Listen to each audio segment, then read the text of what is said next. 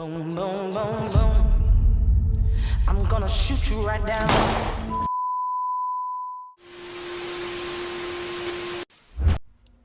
Thank you for joining us on Chronicles Revealed.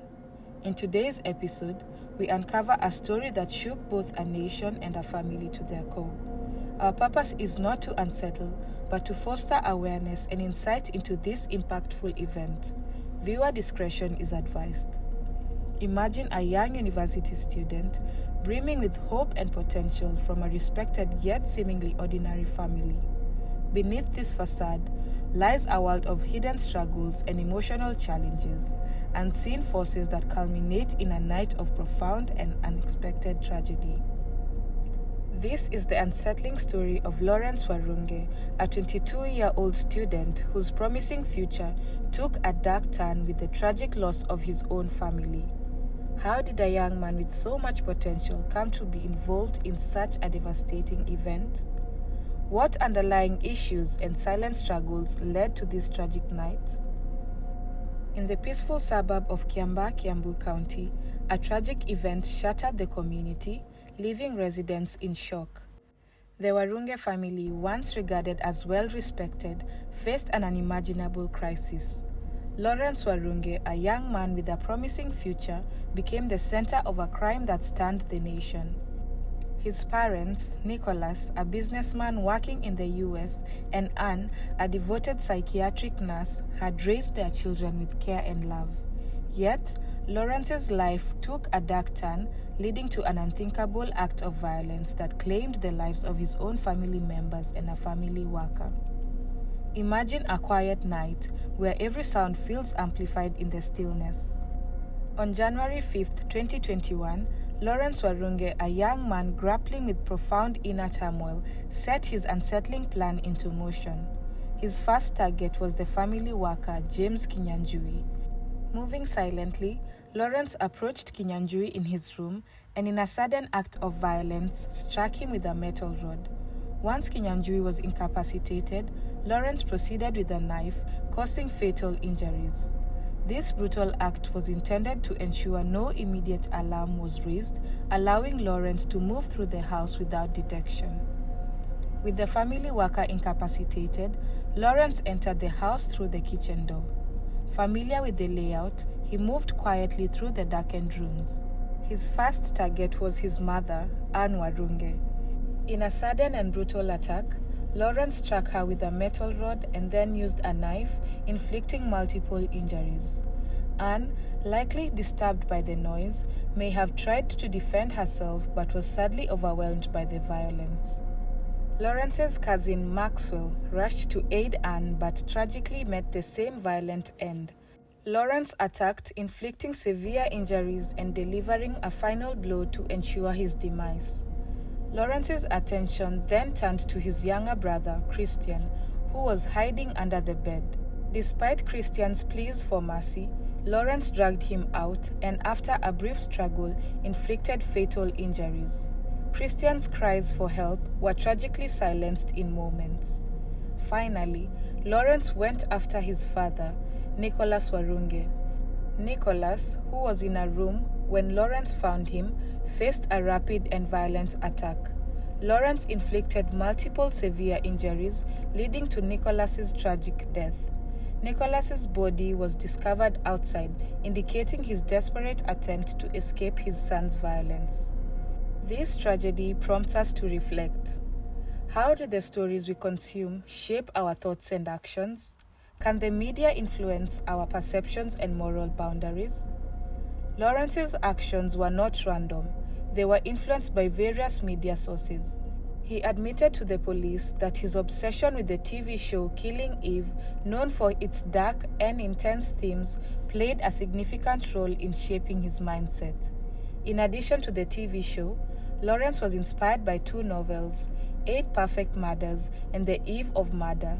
These books, with their intricate plots and crime details, served as a disturbing guide for his plans.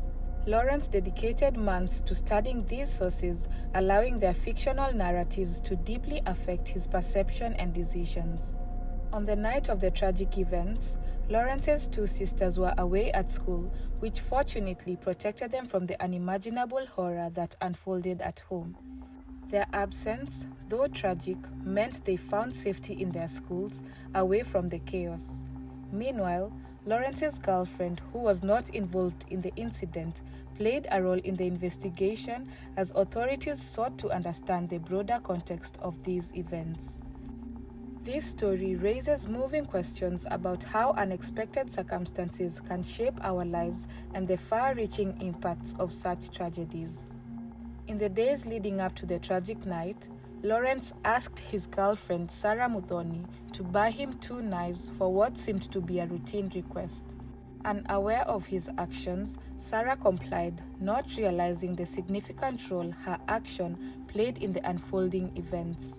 This moment of trust unconsciously contributed to the preparation for the devastating incident. Have you ever wondered how someone manages to cope with the gravity of their actions after committing a serious crime? What goes through their mind as they try to navigate the aftermath and deal with the consequences of their actions? In the aftermath of these tragic events, Lawrence took careful steps to cover his tracks. He meticulously cleaned the crime scene, disposing of items that could link him to the incident. Despite the gravity of his actions, Lawrence remained in the house for a period before eventually leaving. As dawn broke, he left with the bloodstained clothes in a bag and traveled to Wangige, where he boarded a vehicle heading to Mai Mahiu. Together with his girlfriend Sarah, Lawrence attempted to destroy evidence by burning phones and disposing of other items. Items, including the tools used, were later recovered by authorities during the investigation. The chilling calmness with which Lawrence handled the aftermath raises unsettling questions about the mindset of individuals involved in such grave situations. As we delve deeper into this tragic story, understanding the aftermath of Lawrence Warunge's arrest is crucial. His actions left the community in shock, but the events that followed are equally significant to fully grasp the situation.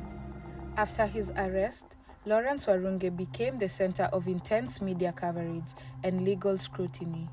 He was taken into police custody, where he provided a detailed confession about the crimes, revealing unsettling insights into his actions.